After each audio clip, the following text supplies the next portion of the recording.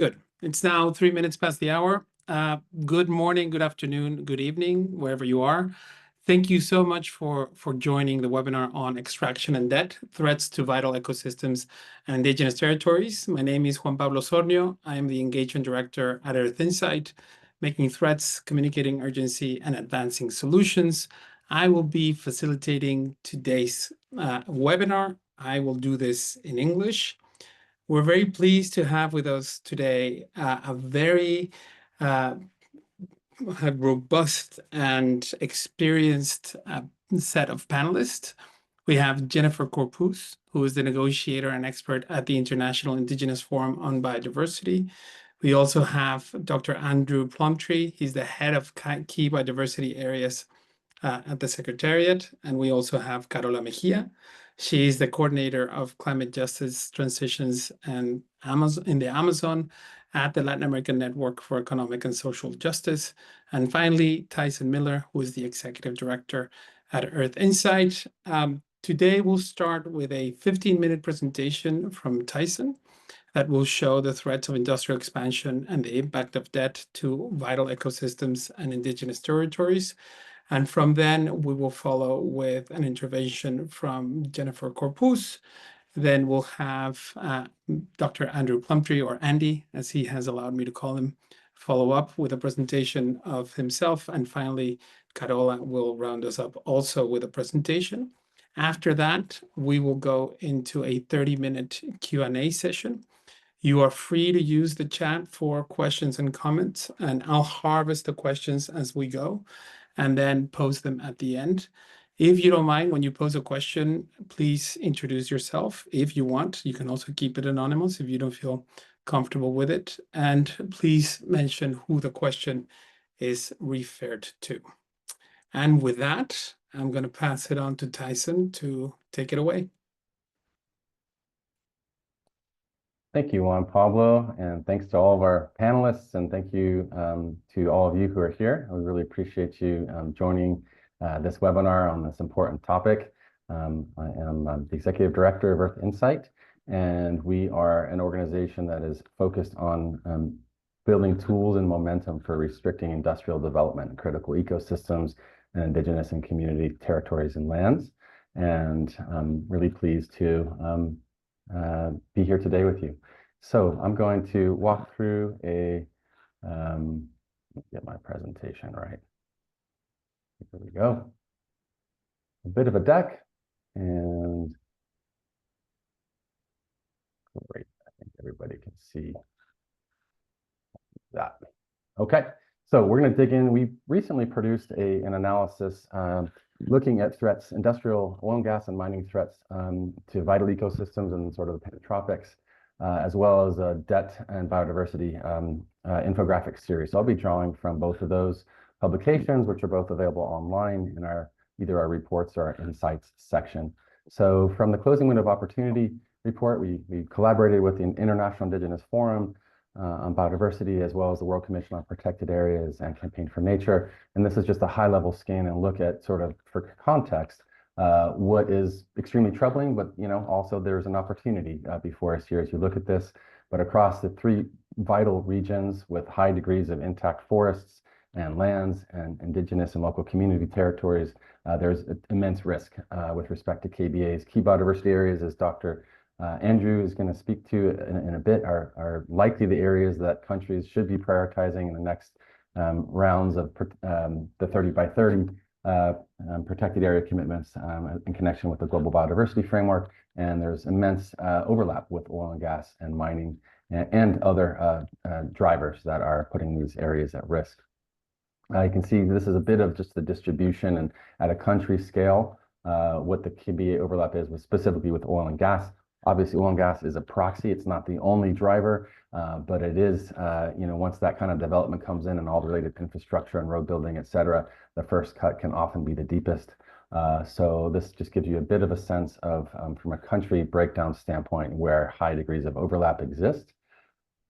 And as we sort of get into the bigger debt question, one of the questions that we had was, the debt, external debt, sovereign debt is money on the table. And is it a driver that is influential in countries, developing countries and countries in the global south opening up their territories? We believe so. Can it be leveraged to advance and safeguard some of these areas? We hope so, and I think we'll hear more from Carola later. But a few facts that are really troubling. Since 2010, external debt in developing countries has grown at twice the rate of debt in developed economies, according to the UN, and the World of Debt report from the UN as well. As of 2022, 50 developing countries are spending more on debt service than on health, education, and infrastructure combined. And with countries in the tropical forest belt holding 80% of the Earth's remaining tropical forests and high levels of biodiversity, I think this is an issue area to really get in front of. So in our analysis in the closing window of opportunity report, we looked at over 500, we're able to analyze and see, thanks to the good work of the KBA Secretariat and Andrew's organization, over 500 key biodiversity areas across these three regions, representing nearly 20% of KBAs overlapping with oil and gas blocks and concessions. When it comes to indigenous territories, which aren't always in the same sort of categories or bucket as key biodiversity areas, in the Amazon alone, you've got over 30 million hectares of indigenous territories overlapping with oil and gas and mining concessions. And that's hugely troubling. And so across all three regions, essentially 180 million hectares of intact forests overlapping by oil and gas concessions. So we're going to look at a bit of a scan basin by basin, what that looks like. So as I mentioned, in the Amazon, you've got about 14% or so of oil and gas concessions and blocks overlapping with KBAs, as well as 10% of KBAs overlapping with mining concession. This gives you a sense of the distribution. We have a different report called Losing Ground, which looks at threats to protected areas, and sometimes there's overlap with KBAs, but not always. So this is specifically looking at KBAs, and obviously the Western Amazon region, lots and lots of overlap. And as it relates to the sort of a look at debt, sovereign debt, and biodiversity, and what the interconnections look like, what we did was we analyzed sort of using World Bank Group data, and then sort of concession overlays and looking at debt to GDP ratio. We're able to see the darker the color, the higher the ratio. So specifically in the Amazon Basin region, we've got a few different case studies, but Ecuador and Peru and Bolivia all sort of being featured at this third category of the ratio being between 50 and 74% of debt to GDP. Ecuador has, in fact, already opened up some of their Amazon to oil and gas development to pay off debt to China. And then in Peru, we have recently done an analysis that shows over 20% of isolated people's reserves, believe it or not, are overlapping with oil and gas blocks and concessions. These are existing and proposed reserves, and then sort of other, stat that sort of illustrates the concern here in Bolivia, over 50% of existing protected areas overlapping by oil and gas blocks. So in Ecuador, what has this meant? So currently, the external debt is about 60 billion, or 51% of GDP.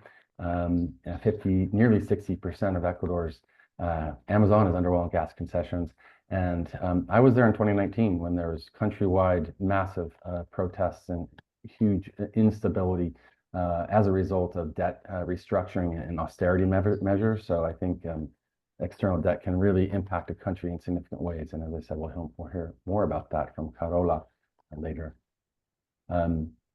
Moving over to the Congo Basin region and overlap with KBAs. So there's about 40% of KBAs in the Congo Basin region, Congo Basin countries, and 16% of mining concession overlap.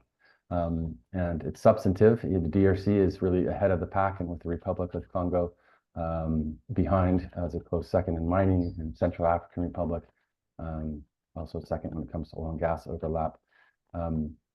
And one thing when we get into the debt figure or issue, specifically, Republic of Congo has recently opened up one of its most biodiverse national parks, Kongwati-Duli. We've been tracking this and have also an analysis on this in our insights. page. But it's the most biodiverse national park, and they have recently opened it up for oil and gas exploration. They also have the highest debt to GDP ratio in the region. DRC, we'll see in a moment, has all sorts of, since 2022, been opening up territories for oil and gas exploration and licensing rounds. And just in the last couple of years, the Central African Republic has brought forward over 1 million hectares of new oil and gas blocks overlapping with primary and intact forests. So as I mentioned, with respect to the Kongwati-Duli, it's a pretty significant proportion of the national park, which has been opened up. So there's about 20% of the park in total, and there's a range of critical endangered species, and also 7,000 local communities who live in nearby villages. And so, obviously oil and gas exploration, as we've seen in other regions, is hugely detrimental to local communities and really is a gateway to deforestation. So, no surprise that it is has the highest debt to GDP ratio. I mentioned the DRC, so there's new licensing round is open. We don't necessarily know where those, we don't have the shapefiles yet for the new oil and gas blocks, but this is looking at the last round that was open in 2022. Just what that overlap looked like, and it's a range of troubling issues at play relative to over 11 million hectares of forest, intact forest overlapping to IUCN category 1 through 4 at over 2 million hectares, and a huge proportion of people that are sort of within these concession areas. And there's more to keep following on this as we're able to get a bit more transparency on where the layers are. We didn't have complete data for the Southeast Asia region as a whole, so we for both mining, oil and gas, but specifically on oil and gas, about 14% of KBAs in the region are overlapping with oil and gas blocks. And the red areas give you a sense of what that overlap looks like. And of course, as I said before, there are a range of other industrial drivers. We will be getting to some of those and mapping and analyzing those other drivers in future analyses with partners in the region, but over 16 million hectares overlapping. And when it comes to debt and what might be at stake and at risk, again, using this debt to GDP sort of analysis and overlay, specifically in Cambodia, we'll see in a moment, also in the sort of the high category, the 50 to 74 range. 72% of protected areas are overlapping with oil and gas blocks. That's from our losing ground analysis. In Papua New Guinea, there's a range of different decisions being made that are putting both forests, varying indigenous and local community lands at risk, and oil and gas and mining are two of those, and we'll speak to that in a moment. So with respect to Cambodia, as I mentioned, this just gives you a sense of what the overlap looks like with protected areas, hugely concerning. In any country or any region that has this degree of overlap, it is protected areas should be protected. And then specifically in Papua New Guinea, there's a range of concerns at play from new industrial ag expansion. We're focusing on looking at a figure from looking at the debt to GDP ratio and its rise from 16% in 2011 to 52% in 23. And there's a huge proportion of lands, 97% of land in Papua New Guinea remains under customary tenure. And so, but extractive deals are bypassing FPIC, free prior and informed consent. So this is hugely problematic. And I know Jennifer Corpuz will be able to speak to this more robustly in a moment. And the $10 billion Papua LNG project, which is impacting both land and waters in the region with respect to infrastructure going in, is one piece that we're specifically tracking and may connect to high levels of debt and debt service requirements. So we've touched on a little bit with respect to debt and the tens of billions, actually trillions, I should say, in debt that's already on the table. So there's some really powerful working groups and some wonderful leaders that are really looking at this issue at play. But there's sort of a range of different solutions that need to be taken. Leveraging debt as a potential mechanism for safeguarding key areas. And so, obviously much of this debt is illegitimate and needs to be canceled. So I think that's first and primary. Embedding climate and nature into debt sustainability frameworks is an important process step to carry forward. Obviously, restricting industrial expansion into forests and indigenous territories and local community lands is key. There should be a moratorium on this kind of industrial expansion to allow room for financial solutions and truly protecting the areas that are most vital and expanding co-managed indigenous reserves and the like in indigenous-led conservation. And obviously, there's a critical need to redirect harmful subsidies, also hundreds of billions, if not more, and redirect those subsidies for forest protection and other important steps to protect key places. I think when it comes to protected areas at risk and key biodiversity areas at risk, we'll hear more from Andy, but obviously we need to protect protected areas. This should be a no-brainer, but it's unfortunately not the case. So there needs to be more of a concerted effort to both protect existing protected areas and ensure key biodiversity areas, these vital areas that are that they're also protected and that there's a restriction on industrial expansion in these regions. Of course, respecting indigenous sovereignty and effectively resourcing indigenous-led conservation is absolutely vital. And we need just across the board to increase funding for nature protection and conservation. So thank you for the opportunity to share a bit more here, and back to you, Juan Pablo. Thank you so much, Ty. I never get tired of seeing those images, and I also never get tired of being scared of what those images show. Up next is Jennifer. Thank you so much, Juan Pablo, and thank you, Tyson. Indeed, the images are both beautiful and scary, and for Indigenous peoples, this is a reality that we live with every day. I wanted to share some perspectives from Indigenous peoples and a few slides as well from my country. It's nowhere near as beautiful as the slides that were presented by Tyson, but it also illustrates how Indigenous peoples are found in the most biodiverse spaces. This is confirmed by many global assessments as well as scientific studies that have been coming out, and in the maps that were presented by Tyson. We can see, for example, here in the Philippines, which doesn't have as much forest as Indonesia, that the forest cover coincides, of course, with the key biodiversity areas, as well as the protected areas. And there is one layer missing here, but most of the key biodiversity areas, forested areas and protected areas are also indigenous territories. And this is something that resonates with what Tyson presents.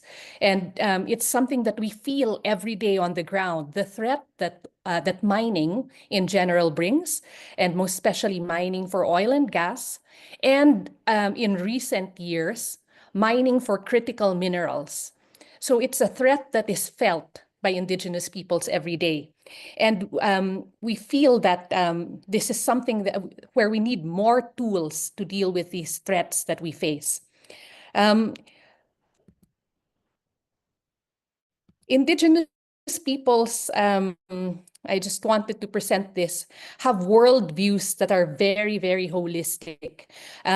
We have incentive to care for our places because they are the source of our livelihoods. We're closely intertwined with our territories. Many elders would say this is our drugstore, this is our source of medicine, this is our source of food, it's our grocery. It's also our amusement park because in order to decompress, we go to our forests.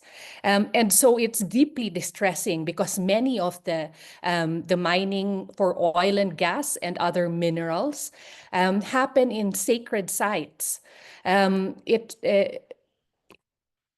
is a huge coincidence between the mineral resource-rich areas and the sacred sites that Indigenous peoples have. We do have our own ways of of identifying land use within our territories.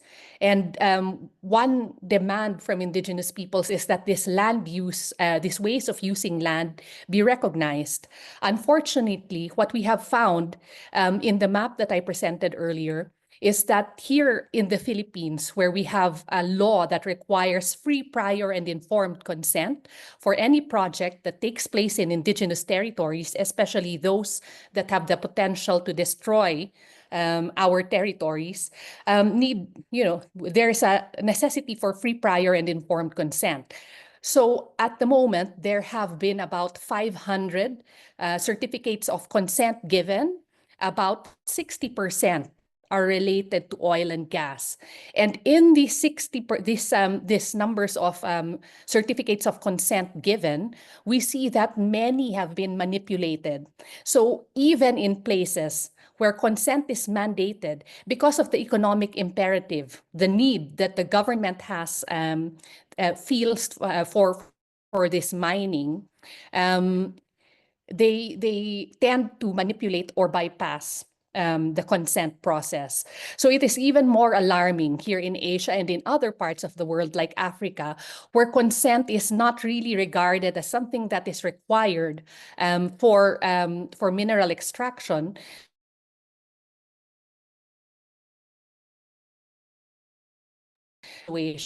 And this has to change, because these are our lives and our cultures that are at stake regarded.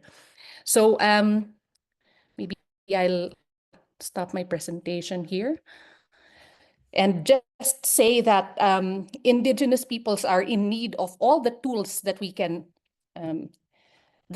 get, including maps, including tools in policy. And in that regard, the maps that were presented by Earth Insight are really valuable tools for Indigenous peoples, and the targets that were included on Indigenous peoples in the global biodiversity framework are important tools, because now more than ever, when more Indigenous peoples are being criminalized and killed because of our objection to mining and to manipulation of consent in our territories, we need the tools in order to strengthen our position, to make the point that we cannot afford to lose more areas that are rich in biodiversity and forests. So I'll end here, and I look forward to the question and answer. Thank you, Juan Pablo. Thank you so much, Jennifer. It's also terrifying to see what's happening, but I'm happy that some of the tools that are currently being developed are offering a new insight and empowering the Indigenous peoples to fight for their territories on the ground. With that, we will pass now to Andy. Hi, everyone. Hopefully you can see my PowerPoint. That's just be loading. I head what's called the Key Biodiversity Areas Secretariat, which works for 13 different organizations who've come together to form the KBA partnership. And together we implement a program of supporting governments around the world and conservation community to identify, map, conserve, and monitor KBAs around the world. The KBA program effectively got launched in 2016 with the publication of the IUCN Global Standard for the identification of KBAs. And I wanted to tell you a little bit more about how KBAs are identified and why they're important. So they're identified by a set of 11 criteria, and the ideas of the key biodiversity areas is that they form a standard way of identifying areas of importance for biodiversity that use a standard set of criteria which are quantifiable and as a result are then objective and repeatable. So there's a key biodiversity area in my country, the United Kingdom, is the same as a key biodiversity area in the Philippines or Bolivia or anywhere else. And as a result, key biodiversity areas are being used by quite a few different institutions, and I'll show you some of that in a minute. We currently have over 16,500 key biodiversity areas around the world, but an important fact to recognize is not all of them are identified yet. Many of them have been identified for birds, because it built the Key Biodiversity Area program, built on the Important Bird Areas program. And some of the countries where we've been supporting Key Biodiversity Area assessments, comprehensive assessments have been made, particularly in the Congo Basin and some of the Andes countries, South Africa, Mozambique, Uganda. Philippines is in the process of completing one now, but many countries haven't done this. So they're effectively missing a lot of their key biodiversity areas as a result.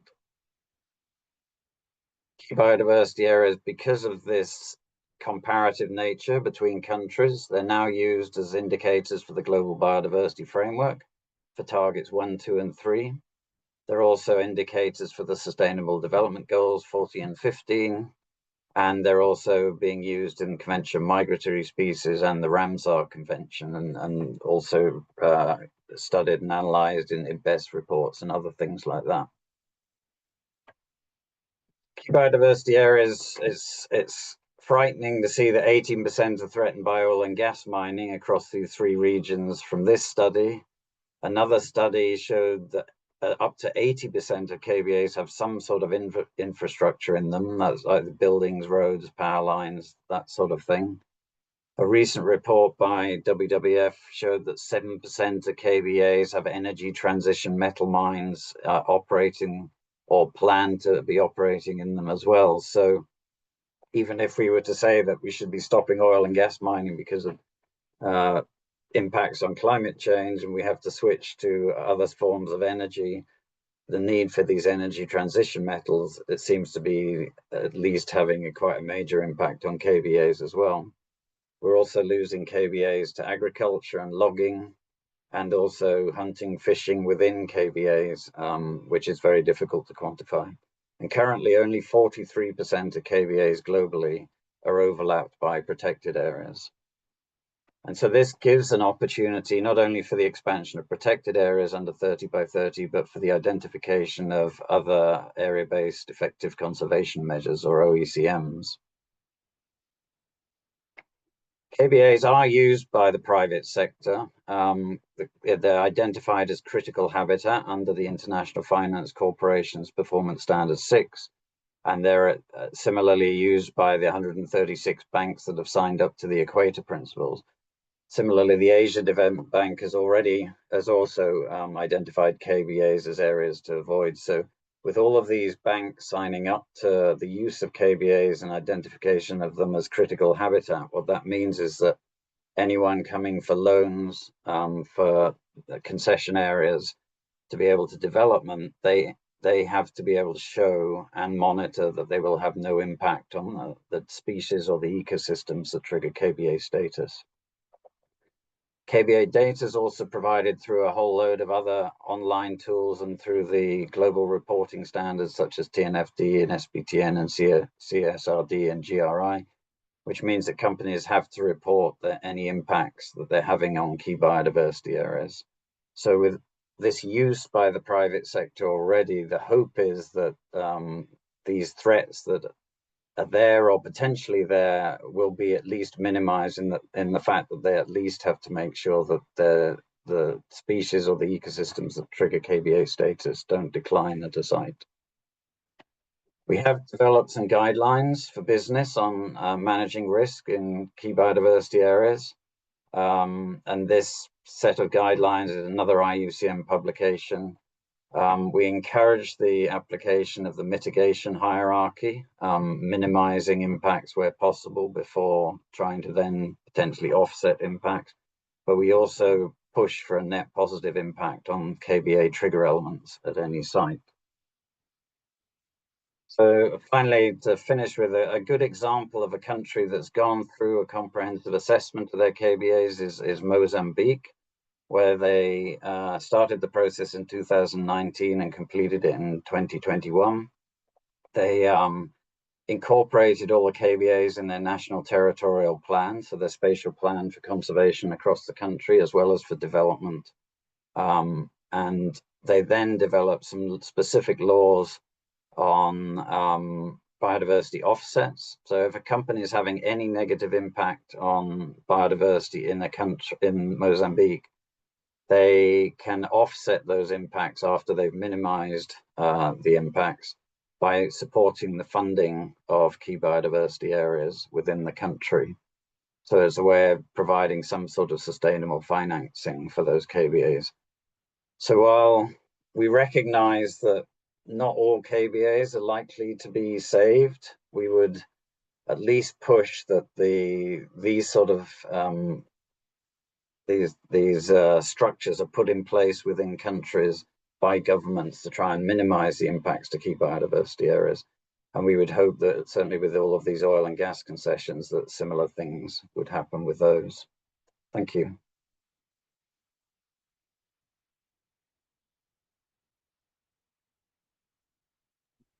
Thank you so much, Andy. That was impressive. I particularly like the very concrete case that you gave of Mozambique as a way that countries can put some action into how to address the threats to KBAs.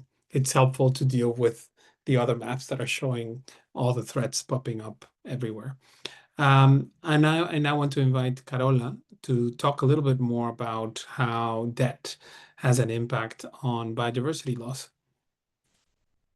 Thank you very much, Juan Pablo. Good morning, good afternoon, good evening to the people that is following this webinar. Thank you so much for joining us, and thank you for the invitation to the organizers. I will complement maybe some of the points that Taylor already mentioned, because I will explain and share with you some of the results of a project we had in 5 Amazon countries, in Ecuador, Bolivia, Peru, Colombia, and Suriname during 2023 and 2024. We did this with some national of these countries, and we had an hypothesis that we want to demonstrate or evidence with some data and information regarding these countries. So we wanted to show that there is a vicious circle between extractivism, climate crisis, and loss, which are very interrelated with each other, and external debt.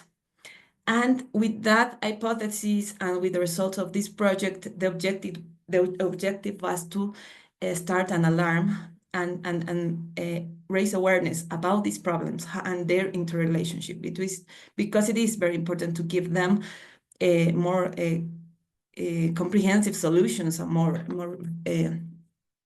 real solutions, and not only the false solutions that are being promoted are out there. So in Latin America, we are facing a very serious problem related to external debt. In 2023, Latin American countries' total debt reached almost $5.8 trillion. And from 60 highly indebted developing countries in the world, 10 of them are in Latin America. Public debt has increased a lot since the COVID pandemic in 2020, and we can see in this graph what happened with debt in these 5 countries that we analyzed. And we can see here, for example, the case of Suriname, which was very terrible, especially after the pandemic. And we will see what happened with Suriname because of this debt. So we evidence in these countries that unfortunately they are paying more to debt service than they are doing to environment and climate action. We can see here in this table, for example, some data from Colombia, from Peru, and Suriname that show that there's a huge gap between which is going from the budget to debt service and what is going to environmental spending, which is very small compared to what is going to the debt. And having more debt implies less money to invest in climate action, biodiversity conservation for our countries, less public money to respond to disasters, which is also adding to the debt burden because we don't have a loss and damage, for example, fund in operation yet. And the fiscal adjustments related to this kind of lending, for example, from the IMF, always recommend cutting public spending, and the first things that they cut is environmental and social things. So it is also harming the most vulnerable groups. And we saw also that more debt implies greater pressure to continue investing in extractive industries. For example, our countries rely a lot on extractive industries like hydrocarbons, mining, agribusiness, deforestation to sell wood. In this table, we can see what is the contribution of these extractive industries to the GDP of our countries. And it's very important. So to guarantee this debt repayment and avoid default, Global South countries are continuing investing in extractive industries as the primary source of income. Unfortunately, we couldn't really go out of this path of extractivism and generate maybe different economic sectors. So extractivism is deepening in our countries as well as environmental impacts and social conflicts derive from it, because it creates a lot of social pressure. It overlaps with important territories, protected areas, territories that are inhabited by a lot of indigenous communities that are maybe sometimes even facing death because of these threats related to extractive industries.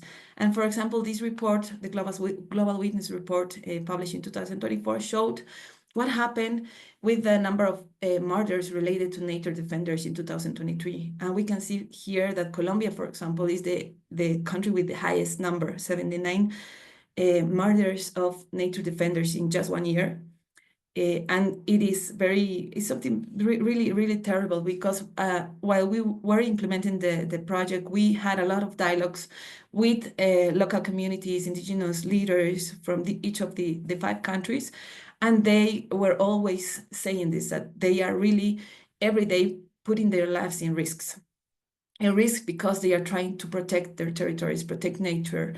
And unfortunately, some governments are promoting these kind of industries in their territories. So it is something very negative. And as Taylor mentioned, and he showed, maybe this image is not so updated, unfortunately, extractivism is spreading like a lung cancer in the Amazon region, which is one of the most important ecosystems in the world. And that is very, very harmful for the local communities that live there, but also for all the humanity, because the Amazon is very important to combat, to tackle, for example, the climate emergency and the loss of biodiversity crisis that we're facing. So we must be protecting these areas, but we are not doing that. We are doing exactly the opposite, and that is very, very serious. And we saw that 67% of Amazonian oil exports, especially from Ecuador, go to the United States. So in these national reports, we also try to see where they are exporting this material. And also, we try to link this to the ecological and climate debt of the countries that are promoting these kind of industries in our territories. And we saw that the ranking of ecological debtors put the United States as the first one in the ranking of ecological and climate debtors. Ecological debt is related to the level of extraction of natural resources, and climate debt is related to historical accumulation of CO2 emissions in the atmosphere. So this data is from a Jason Hickel report, and we can see, and we try to do this in the project, we try to relate this ecological and climate debt to the debts that we owe, the financial debts. And these are the countries that we owe these kind of debts. So we try to ask this question: who owes who? No, these countries are the ones that have these huge ecological and climate debts, but they are not responding. They are committing to some things in the international forums like the United Nations Convention of Climate Change, Biodiversity, but they are not fulfilling their commitments related to climate finance. The climate finance we receive in Latin America is 81% loans, which are not necessarily concessional, which is increasing, unfairly increasing the debt burden, which is another problem. And they are the ones ruling the financial system, the economic system, the world economic system. And at the end, they don't want things to change because they use this financial system and debt as a neocolonial instrument to keep our countries conditioned. And that is something that we try to also evidence in the project. And that was something very important to let you know. And we had published 5 national countries, thanks to our colleagues and allies from each of the countries. We invite you to download them. We have also a regional report that makes some some comparisons between the countries. I use some of the data, and each of the cases are very different from each other. I would like to just use the last minutes to refer to some of the cases. For example, in Ecuador, something very important was the Yasuní public consultation, which resulted in people saying that they don't want oil extraction from a determined block. And that was the result. And what happened is that Moody's, international credit rating agency, threatened the Ecuadorian government, saying that if they respected that result, they would downgrade Ecuador's credit rating. So that is very unfair. That is just a way to show you how this international financial system works, to put our countries always being the ones that are giving the natural resources and debt as a condition way to have us under this system, very unfair system. And yeah, we have bilateral debts. We have debts with multilateral creditors, and within these multilateral institutions and for example, the multilateral development banks, the ecological and climate debtors that I showed are the ones that are taking the decisions, because they have more of the share of the board. So they are the ones that really do have more voice and power in the decision-making process. So that's something that we are trying to change in the international world, international spaces that we participate. And for example, we saw also examples like Colombia, the government of Colombia, joining the international treaty to avoid fossil fuel extraction from the Amazon region, which was something presented in a COP, in COP 28, if I'm not wrong. And it was a very powerful sign to the world, saying Colombia is a small country which is committing not to exploit more resources from our region, from our Amazon territory, which is very important. So the other countries should be doing the same. And finally, I would like to address a very important case, which is Suriname's case, which was very different from the other countries that we analyzed. Suriname is the only country in the project which absorbs more CO2 than it emits, due to its high forest cover. It has a lot of forest cover and nature and important reserves. But considering the high debt burden that I showed in the first slides, it has been pushed to the vicious circle, because in 2024, it got a debt restructuring offer from Eurobond creditors for 29% of its debt. However, the condition was to exploit hydrocarbon reserves of Block 58, oil and gas offshore, and to pay them royalties. The condition was that after the initial $100 million of royalties for the government, private creditors that were part of this restructuring process will reclaim 30% of annual royalties from this block until 2050, up to an amount of $689 million, which was more than the original bond. So they are using this debt situation to push Suriname into these extractive industries, which is very, very dangerous and an example of how this vicious circle work. And the IMF program was an important condition to guarantee this debt restructuring. So the IMF is an important key player, is a key player also in the process.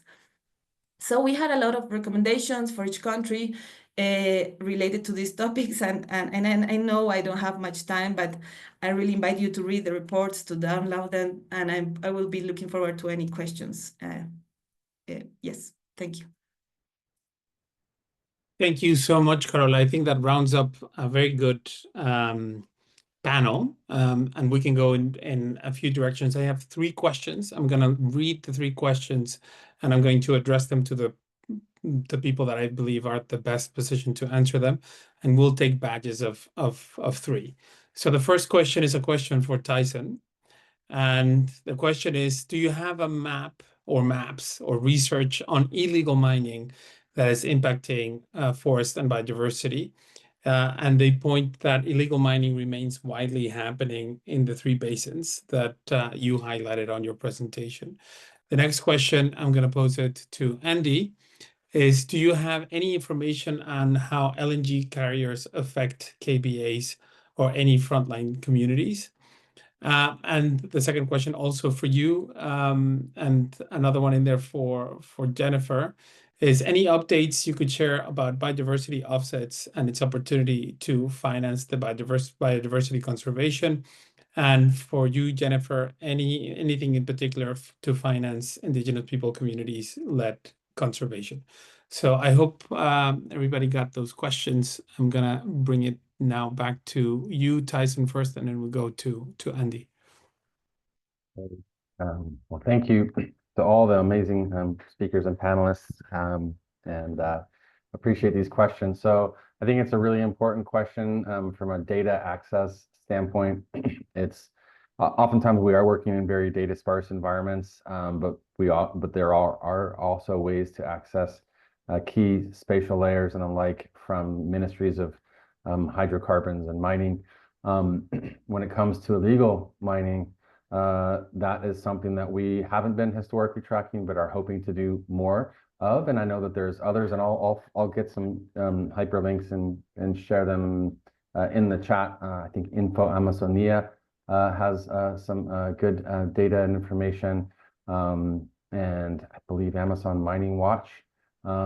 We are embarking on a process to sort of use satellite imagery analysis more robustly. That is a tool for tracking illegal mining, but yeah, a lot of those are concessions that aren't legal, so it's hard for us to map and track that, but we can use other tools to track impacts to lands and territories over time. So that is a place in a space we hope to do more of in the future. So great question, though. Thank you, Tyson. So Andy, any information on how LNG carriers affect KBAs or frontline communities?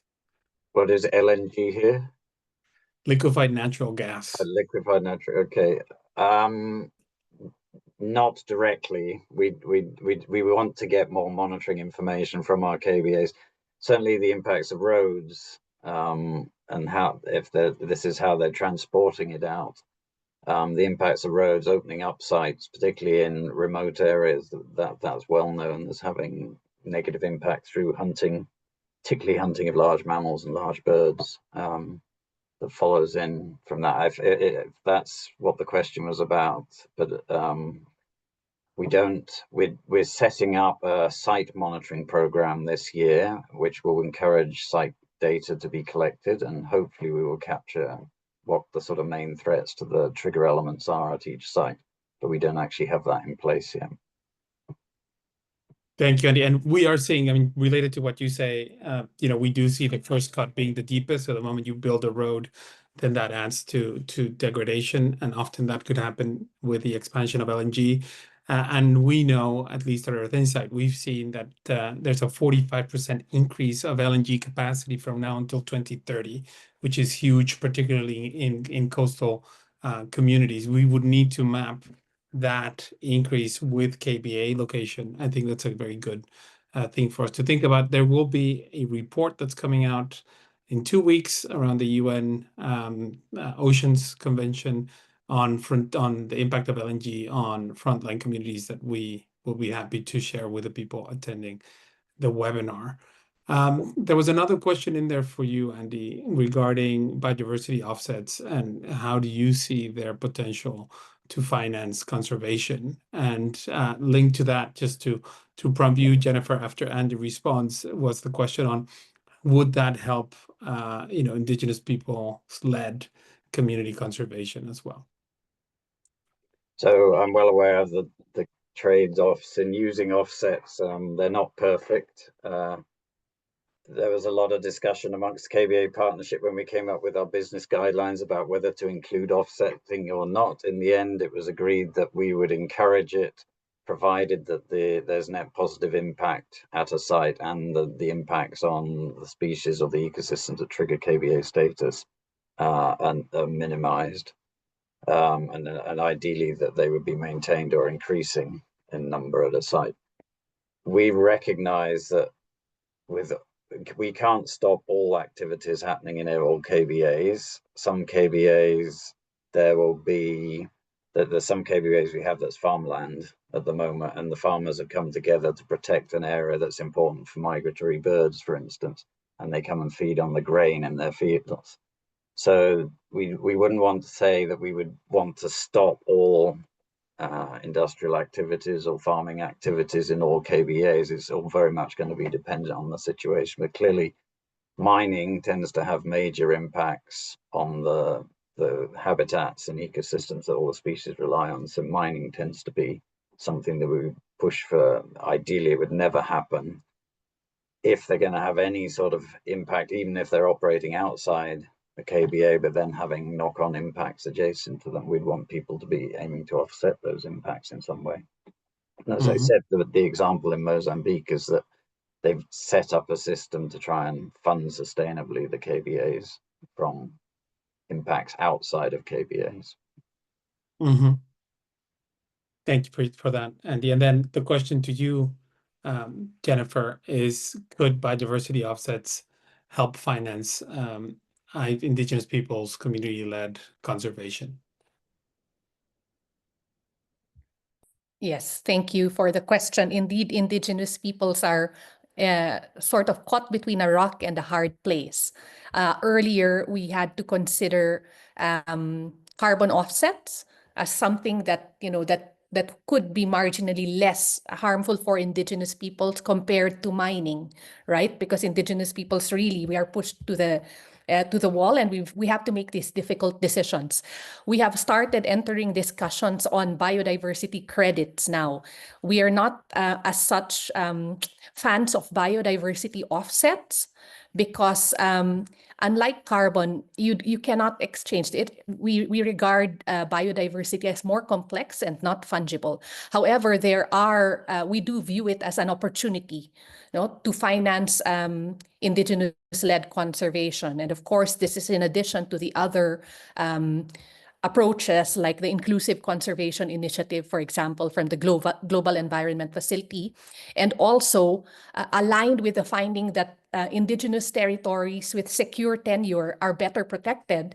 There's also a push for support from funders for secure tenure of Indigenous peoples' territories. So yes, however, it's more biodiversity credits rather than offsets, because it doesn't make sense, for example, to destroy one place and say that the biodiversity in Africa, for example, would be equivalent to the biodiversity within Asia. So there are things that still need to be fine-tuned in the approach. Thank you. Thank you, Jennifer. I'm going to now go to another batch of 2 questions. The next question is for you, Carola. And it is, what specific actions could Amazonian governments take to alleviate debt in the short term and stop putting pressure on the biome with new extractivism? And then the second question is back to you, Andy, and maybe Tyson, you would want to also come in here. They're asking to explain the key point on Mozambique LNG project that was mentioned. So, Carola. Okay, thank you very much for the question. This year is very important, and we are demanding the debt cancellation for highly vulnerable climate vulnerable countries and highly indebted countries. And there is a campaign, an ongoing campaign, which is the Jubilee campaign. It was very important 25 years ago, where, for example, countries like mine, Bolivia, were benefited by debt cancellation. A part of our debt was and we are facing a different situation now. We are facing a climate and a biodiversity loss emergency, and we need this cancellation. We are working with the church, with civil society, demanding this debt cancellation for our countries this year, which is the Jubilee year, which is very important. But we're also advising governments to promote different approaches in international forums. For example, the FFD process, the Finance for Development process.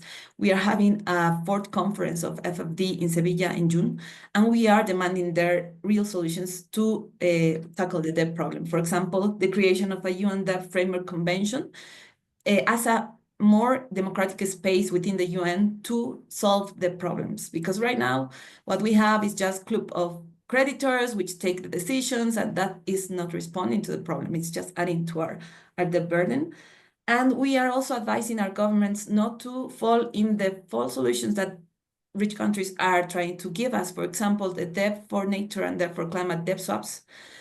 are one instrument. They are an instrument, but they have a lot of problems and limitations. We have been analyzing what this kind of instruments have been doing in our region. For example, there was recently the For Nature Swap in Galapagos, Ecuador, and we followed the whole process, and we found that these instruments are becoming more complex each time. They are integrating more private sector, financial sector stakeholders, and that increases the hidden cost of these operations for the country. We found that the process was not guaranteeing integrity, transparency regarding the details of all the operations related to the debt swap. And after 1 year, we found that there was not $1 disbursed for conservation. So it is like a very popular instrument, but we found that it is not really solving the problem, nor the debt or the climate or the loss of biodiversity problem. And it is very limited considering the need that we have that reach trillions of dollars. So yeah, just some examples of the advice we're giving some of our countries. Thank you so much, Carola. It sounds also like a huge issue, and we have a clear opportunity this year with the Jubilee year. Maybe, Tyson, I'm going to ask you to go to the Mozambique, and maybe, Andy, you want to round it up after Tyson answers the question. So it was, to explain the Mozambique case. Sure. Thanks, Juan Pablo. And be very interesting to hear. You all have been doing some pretty deep work, it seems, there with at a country scale, Andy, and something impressive to see. So as Juan Pablo mentioned, we're putting an Ocean Frontiers at Risk report out just in a couple of weeks, looking at 11 different offshore and coastal areas that are threatened from fossil fuel development. So specifically in Mozambique, there's a couple of different developments, Rovuma LNG and Mozambique LNG up here, and LNG standing for liquefied natural gas, big projects, and also here, and you can see the pipeline route, and KBAs are sort of these areas onshore, and then you've got sort of the outlines with the yellow perimeter outline. Those are protected areas, and so obviously, if you're looking at sort of the proposed infrastructure that would link these two regions. And a lot of this LNG is not for people in country. It's actually for neighboring country in South Africa, and I believe for exports as well, would be intersecting a significant proportion of protected areas throughout the trajectory. So all along these routes, you see KBAs and protected areas at risk. And these projects have also sort of been factors in some of the civil unrest that has been occurring in country. So this is just a bit of a deeper scan on this particular issue in Mozambique. Yeah, I can add to that as well, where there's actually a fair number of proposed marine KBAs now for Mozambique, and the Bazaruto KBA, which already exists, has got now an oil and gas concession that overlaps it. I know that the Africa Parks, who's been helping manage that site, are trying to figure out how they can work with the government to stop that, or at least limit it to the outside. But it's a big concern because that's one of the most important marine areas on the whole coast of Eastern and Southern Africa. So the impacts of this, there's also, because of the Chinese support for aid for road building and everything, the Chinese fishing fleets have been allowed to fish all along that coast and have been hoovering up fish at the expense of local communities, artisanal fisheries. So I'm not saying the Mozambique government's perfect, but they are trying to at least incorporate KBAs in their planning and use that. Which is a lot more than other governments are trying to do. So at least that gives recourse for international organizations to do something, to say something, or local NGOs and civil society. The next question is for you, Jennifer. It's a pretty long one. I'm going to try to paraphrase it, and hopefully the person that asked the question gets a satisfactory answer. So I guess the way that I would put it is, what are the types of challenges that Indigenous peoples are facing right now, and how are they organizing themselves and with partners to address them? Yes, thank you. That was indeed quite broad. Okay, so what we are doing as Indigenous peoples right now is trying to muster all of the tools that are available. Of course, when we talk about biodiversity, the first tool that comes to mind is going to be the Global Biodiversity Framework itself and the tools that are provided in there. I showed you as my last slide the way that Indigenous peoples conceive of our territories, and our demand is that in Target 1, when the national government undergoes spatial planning, it's important to take into consideration Indigenous peoples' spatial plans. And if we say that this is a sacred site, then there are no extractive activities that can take place within the sacred site. So there's ongoing efforts under the new subsidiary body on Article 8J to develop guidance on what Target 1 means in terms in the situation of Indigenous peoples. We are trying also to advance policies on Indigenous and traditional territories under Target 3. And of course, those are the kind of the efforts that are trying to take advantage of available policy tools. However, we are also organizing ourselves more strongly through networks. For example, there are coalitions that are set up specifically to address critical minerals, mining of critical minerals, which is a huge threat. 80% of mining for critical minerals are in or near Indigenous territories. So we are organizing ourselves to address, through many pathways, through IRMA, through the International Chamber of Mines and Minerals, and so forth. And of course, continued community strengthening, because none of these efforts at global policy levels will work if the communities themselves are not strong. So yeah, these are some of the ways. And then the last would be funding, which was addressed in the last question. So just making the point to funders that it's really important if we want to be able to meet the targets that are set this time. One of the missed opportunities for during the Aichi biodiversity targets was that Indigenous people's role was not highlighted enough, and there was not enough support provided to Indigenous peoples. So now with this new framework, we are hoping that there's more latitude for Indigenous peoples to be able to collaborate, for example, with entities like Earth Insight, and to be, for Indigenous-led conservation to be funded. Thank you. Thank you so much, Jennifer. Lots of work to do, but also lots of space to do collaborative work. I don't see any other questions on the pipeline. Okay, there's one now, right at the end. They're all from an anonymous attendee, so I guess I hope it's different people.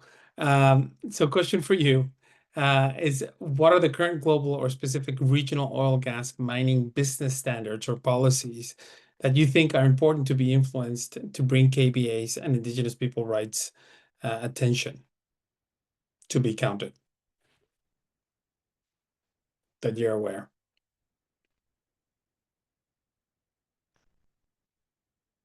No, the IFC Performance Standard 6 and all the other things that the banks sign up to, I think that helps a lot. And there is language I know about Indigenous people's lands as well as KBAs in those standards.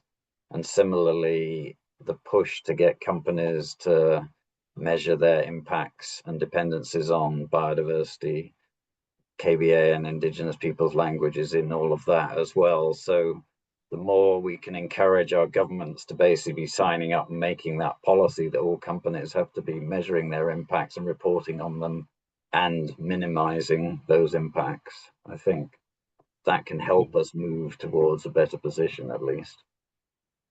Maybe linking with Carola. So Carola, you mentioned the World Bank, you mentioned the IMF.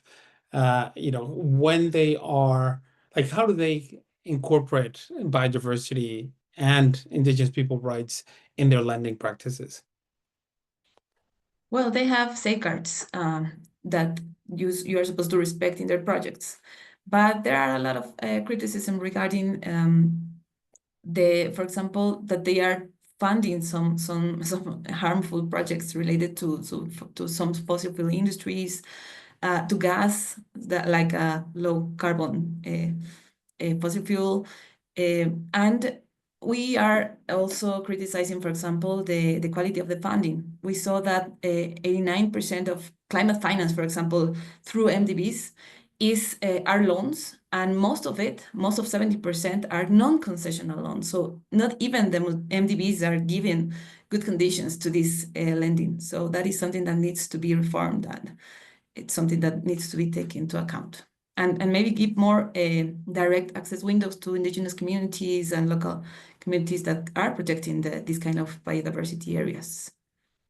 Thank you, Carola. That's a perfect segue for Jennifer. Jennifer, have you seen any initiatives or any sort of more movement or more enthusiasm to provide those windows for direct access for indigenous peoples? Yes, yeah, that is certainly an advocacy that we have. For example, in the new work program on Article 8J, there is an element 8 on expanding access, including direct access to finance for indigenous peoples. And we see the global multilateral financial institutions, Global Environment Facility, as well as the Green Climate Fund, developing mechanisms for direct funding. So in the GEF, it's the Inclusive Conservation Initiative, and GCF is thinking about something similar. Now, we also have the World Bank that is establishing a Tropical Forests Forever facility that includes indigenous peoples in the steering committee. They have committed an allocation of 20% of that facility for indigenous peoples. And right now, there are discussions to how to ensure that the 20% is disbursed directly to indigenous peoples. So there are many developments as a result of the advocacy of indigenous peoples. Thank you. I'm sure that that's welcome news now. We'll see how it gets dispersed. I see no further questions. I do have a question of my own, and this one is for you, Andy. What is the relationship that you see between the KBAs and Target 3 of the Global Biodiversity Framework to conserve 30% of land, waters, and seas by 2030? So because KBAs, you look at the global distribution of a species or global distribution of an ecosystem and work out a certain threshold amount that's found at a site. What you know from those KBAs that you've got a globally significant population of a species or ecosystem. So for that reason, we're encouraging governments to use KBAs to guide where they expand their protection under the Target 3, either protection from protected areas or through the establishment of OECMs. Mm-hmm. And I have two questions. One is a broad one, so I'm probably going to ask one of you to raise your hand to see who wants to answer. But some of the things that the person asking the question has noticed, one of the things is that international NGOs, campaigns, and philanthropy are quite siloed, right? So you have like your climate community, then you have your biodiversity community, then you have your economic community. And the question that they're posing is, what's the best way to build bridges across these communities and, of course, get funding and sort of incentivize partnerships so that the impact of extractive industries in key biodiversity areas is halted? I think that, Tyson, I think Earth Insight does a good job, and that overlap, the debt work that you presented also tries to bring, fossil fuels, KBAs, and on top of that, debt. So bringing the three together. But I see, Carola, you raised your hand, so I'm super interested to hear your answer. Yes, well, what we did is start working with our global allies to develop some working groups to bring together these different communities. For example, we have a global working group on depth and climate, which is which has been working for more than 2 years now, that is working on strategies, activism, how to do a lot of advocacy in different international spaces. And we invite you all, if you are interested in being part of that group.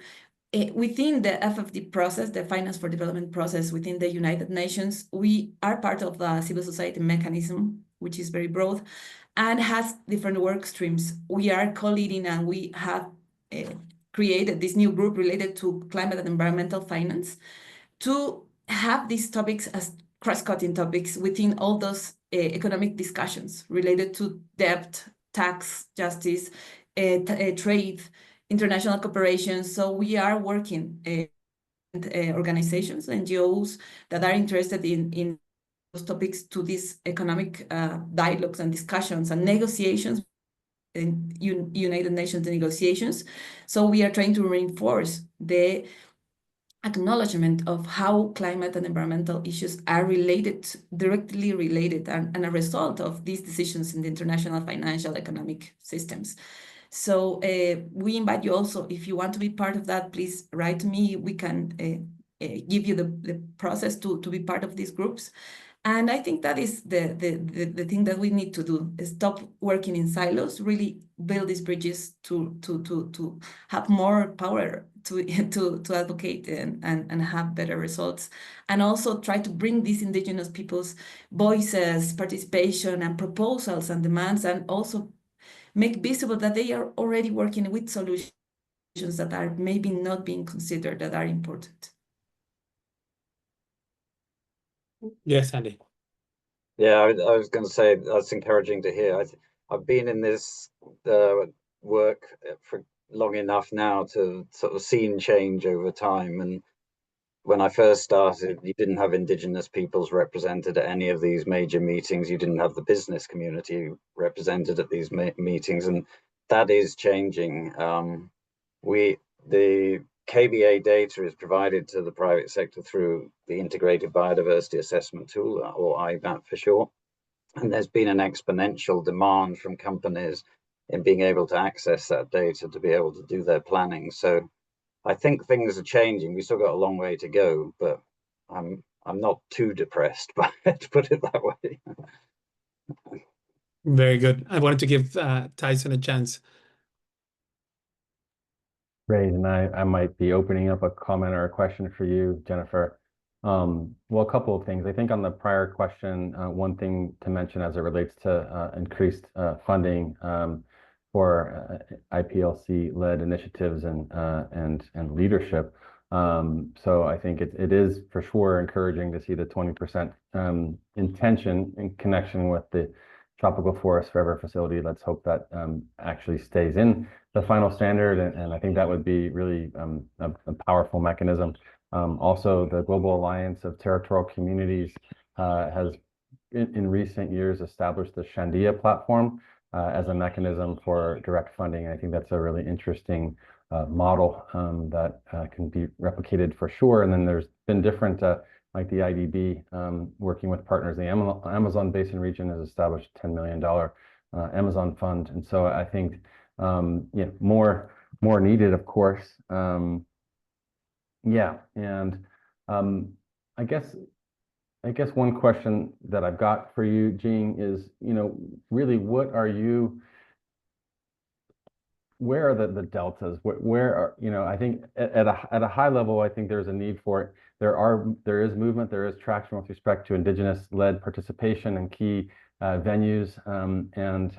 I guess the question for you is, how can we continue to follow and support, we in the international community and civil society sector, how can we best support Indigenous-led initiatives and efforts in a good way? I guess that's a very open-ended question, but I'm really curious to hear your thoughts. Yeah, thank you very much. I think it's great that thank you for talking about the Indigenous-led funds and funding platforms that have been established. Earlier, I talked about, for instance, the second phase of the Inclusive Conservation Initiative. And this initiative is specifically geared towards building the credentials of Indigenous-led funds, because many of them are very new, right? And it's ICI2 will build the credentials of this newly established indigenous funds so that they have the right profile to access bilateral and multilateral funding in the future. And the only reason that we were able to get this initiative in the first place is because there was support from civil society and international organizations within the GEF. So right now, the Global Environment Facility is conducting consultations for its 9th replenishment. And the voice of civil society, international organizations, and their executing agencies, which are usually big conservation NGOs, and it's important for them to express support for new mechanisms within this facility, the GEF, for direct access. And, it's sometimes it's viewed as competing, but I think it's not at all, because what we have found within, the conservation NGOs were a little bit scared to support the advocacy for direct finance because they feared that they would lose the funding that they currently get from GEF. But what's been happening now, because there have been funds going to the indigenous-led funds, is that the indigenous-led funds would then bring on support organizations to help them with the technical work. So, for example, it flips the script in a way, but I think in a good way.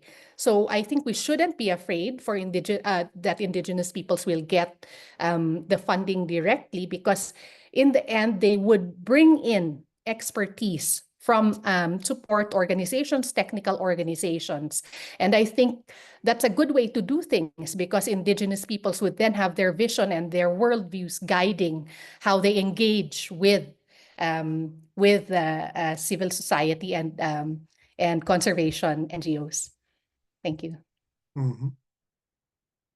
Thank you very much. We have 2 more questions, and maybe they're going to be the 2 last questions unless somebody hurries and adds another one. I guess this one is for you, Carola, because you were talking about climate defenders or nature defenders. And this is from Alvaro Valencia, who's asking, how can citizens protect or advocate for climate and nature defenders, especially in Colombia? Well, Latin America has a very interesting new agreement. The Escazú agreement is a regional agreement that is supposed to guarantee climate justice for especially nature and climate defenders, but also access to information and participation related to these topics. So some countries have signed this agreement and are now trying to implement it. And civil society needs to be very active, showing the importance of really fulfilling this Escazú agreement and make the countries that didn't sign it be part of it, because it is something very important. And we need to work and support this fight that climate and nature defenders have every year, every day, especially indigenous and local communities. They cannot be fighting alone, and we need to be supporting this fight and make it very make the world aware of what is happening, because it is something very terrible. Thank you so much. I don't know, Jennifer, if you wanted to add to that. How can normal citizens support climate and nature defenders? Yes. Well, we have set up a few organizations like Indigenous Peoples' Rights International, for example, that has the specific mandate to provide support for environmental and climate defenders and indigenous defenders who are under threat.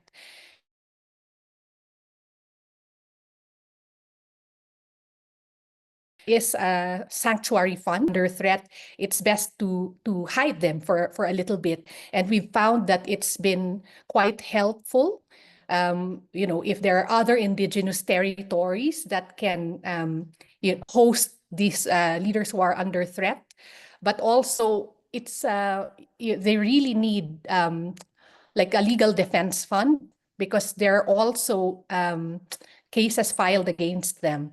And so I think civil society and the public can help by finding ways to provide these protective mechanisms, as well as legal defense, supporting the legal defense of indigenous leaders who are under threat. Unfortunately, within the international funding community, philanthropic community, that is something that's, that funders don't normally like to fund. So they will fund something, that's related to environmental protection, but there's barely any funding to protect the protectors.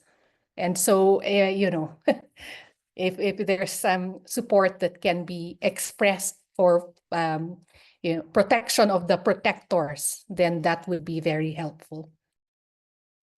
Indeed, I think naming it by their name is important. I have another question, which is looking at what are the gaps that are needed to be filled that connect the advocacy, so the NGOs that are working on this, civil society, with the policy, right? So sometimes we have advocacy and folks sort of on the outside raising issues and the movement and communicating them. How do we make sure that that gets introduced into the policy? So sort of making that connection. And maybe this is a good opportunity for you, Tyson, if you want to talk about expanded demarcation as one way that could potentially help bridge between what the community and civil society is asking for with a solid sort of policy suggestion that can then be implemented and adopted by governments. Sure. I think on that latter issue that Jennifer would be really well suited to speak to expanded demarcation needs and opportunities. But yeah, I mean, I think it's a wonderful question. And, to a certain extent, as Andy was sharing, there's ways in which, we're looking at key biodiversity areas that are mission critical, often overlapping sometimes with protected areas, not all the time, sometimes overlapping with indigenous territories, not all the time. But to the extent that mechanisms like that also have frameworks and built-in strategies for engaging with key sectors and stakeholders is really vital, right? So the fact that some banks and lending institutions are using this tool, the KBA, the dashboard that the KBA Secretariat has developed, that seems to be mission critical. I think that, to the extent that more leaders in government who are also self-organizing and are the champions, to the extent that they can continue to organize in the way that they are, I think is incredibly powerful.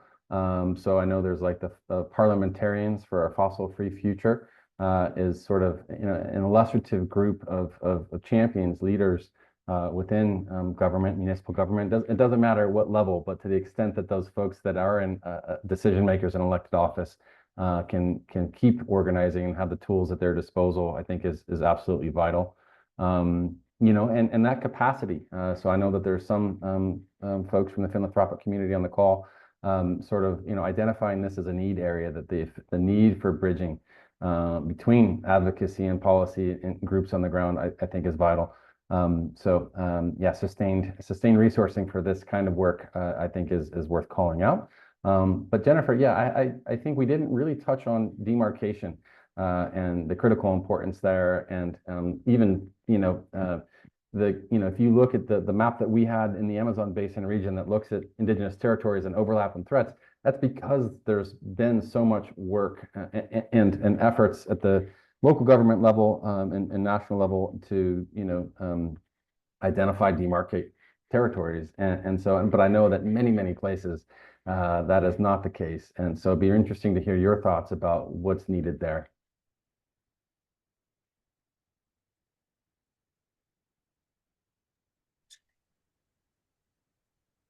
Yeah, as I briefly touched on earlier, supporting conservation, supporting secure tenure for Indigenous peoples is also securing biodiversity conservation, right? Because of this correlation between secure tenure and better protection, better conservation. So it's really heartening to see that in Target 22 of the Global Biodiversity Framework, which talks about the right of Indigenous peoples to their lands, territories, and resources, the headline indicator of land tenure security and land use change was adopted in Rome in February this year. And that means that all countries will need to report on this headline indicator, and they would need to look at what the situation is of Indigenous people's tenure over their lands, territories, and resources. And this, in our view, provides incentive for countries to increase and improve the tenure. So for many countries in Africa and Asia, for example, that would include policy reforms to recognize tenure over Indigenous territories, collective tenure. And in places that have that already recognize tenure, it would incentivize them to further scale up the demarcation and recognition, formal recognition of these territories. Then, of course, it's not a cheap endeavor. In the Philippines, we've had to raise a lot of funds for the Indigenous territories to be able to demarcate their lands. And of course, the best way for us is Indigenous-led demarcation. And what happens is that the government require all of these things that cost so much. And so there needs to be also funding support for land tenure security. But, we believe that, this huge breakthrough of adopting land tenure in Indigenous and traditional territories as a headline indicator would be an incentive to spur better recognition. Indeed, that's a wonderful outcome from Rome. I think we're 1 minute away from closing, and I think that wouldn't give enough time for a proper response. I want to thank everybody who stayed with us until the end of the webinar for coming. Also, those that only stayed for the first hour, even though they're not here. You will receive, everybody that registered will receive an email with the recording of the webinar, some of the takeaways and the slides that were presented, along with the contact information of the speakers. So if you want to follow up, if you heard something that inspired you and is pushing you to reach out and collaborate, please do so. We really encourage that too. And stay tuned. There's going to be more webinars coming from our side, and stay committed, stay curious. We need to be many more pushing for the issues that we care about. Thank you, Carola, for coming. Thank you, Andy. Thank you, Jennifer, Tyson. Thank you. And also Chris, who was our tech support, who was working with us for the last week to make sure that everything runs smoothly. Thank you so much for your time and your effort. Have a great week. Bye, everybody. Thank you so much. Goodbye. Thanks, JP, for moderating.